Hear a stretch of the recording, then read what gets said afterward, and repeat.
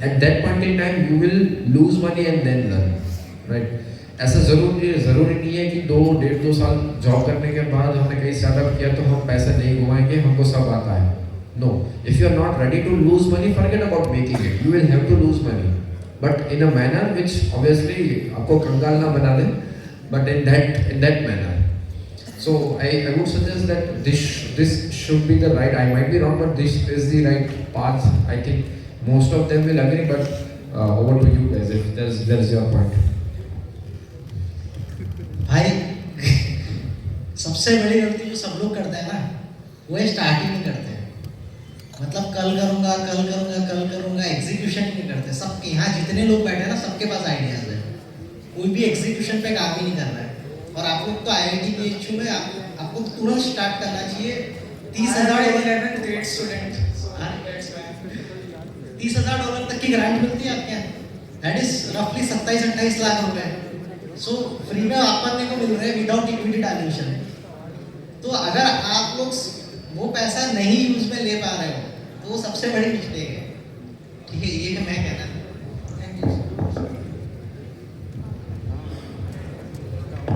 यार इतनी गलतियां कर चुके हैं ना कि अगर ये सोचते ना कि गलतियां ना हो तो स्टार्ट ही नहीं कर पाते.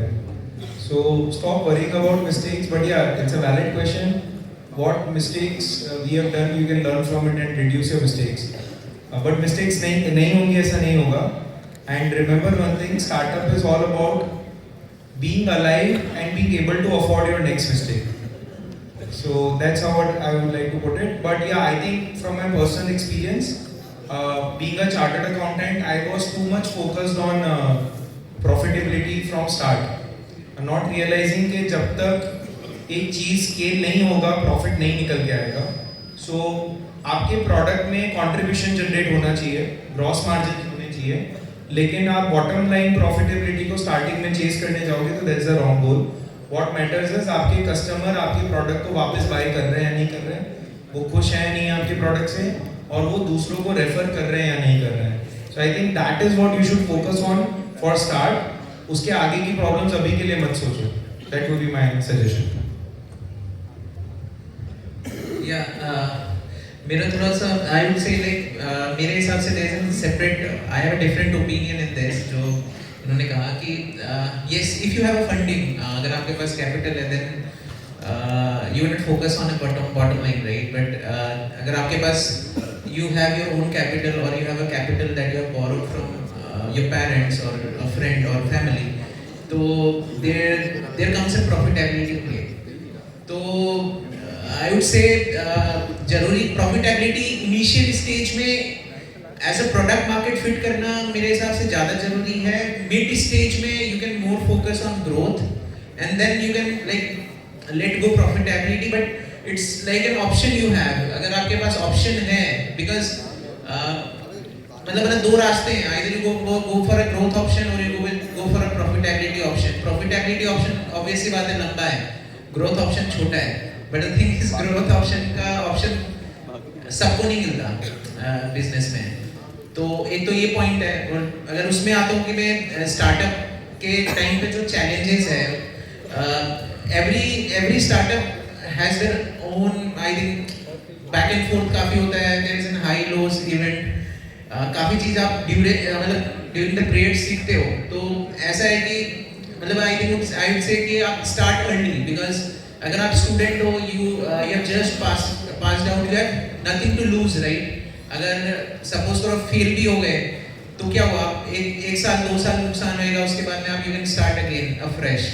तो I would say for anything that you want to start, the good time is once you complete your studies, you should either I think gain an experience for 1 or 2 years, or even if you think that product doesn't require any experience, you can start there and then itself, because at that time you have a more window to do an experiment on it. Otherwise आपके पास जब आप एक as attend कर लेते हो, what I feel is कि आपकी responsibilities और वो experiment लेने में आपको problem करती है.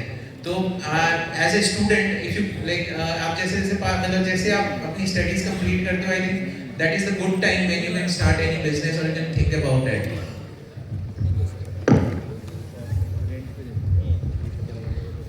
Hi, so I am a product person. I will share my experience कि मैंने कहाँ गलती करी थी and hopefully it helps you.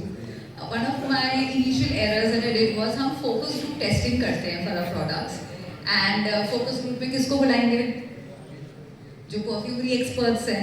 So we called perfumery experts, connoisseurs जो होते हैं, and we did our focus group testing. So we were doing a Royal Avada, a little traditional style perfumery launch.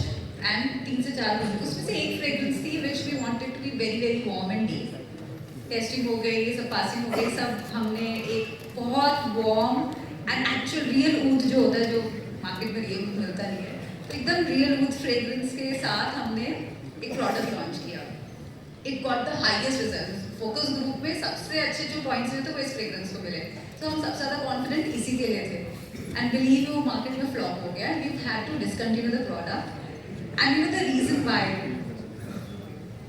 जो हमारे focus group में perfumer कन्वर्जर्स थे, जो experts थे, they were not our audience. So it is very important to understand आप जब testing कर रहे हो या फीडबैक ले रहे हो, always go to your actual audience and वहाँ से feedback low. They told us कि it's too warm, it's too strong, हमें तो headache हो रहा है, मैं ये लगा के कहाँ जाऊँगा. While the experts were like, okay, this is real good, we love it. Because ये तो कहीं मिलता ही नहीं है. So the audience who's actually buying or using your product, it is very important कि आप अपनी testing, feedbacks या जो भी initial experiments भी कर रहे हो ना वो उनके साथ करो. So now what we started doing, हम बेशर्मों की तरह कहीं भी स्ट्रीट पे जाके मॉल्स में जाके अपना टेस्ट स्टोर लगाते हैं. तो well people know a little bit about it. Along with our existing product, we then showcase our could be launches to that audience which is actually already our customer and then take feedback from them. So always go to your real customer rather than experts or in our case, personally experts in the industry.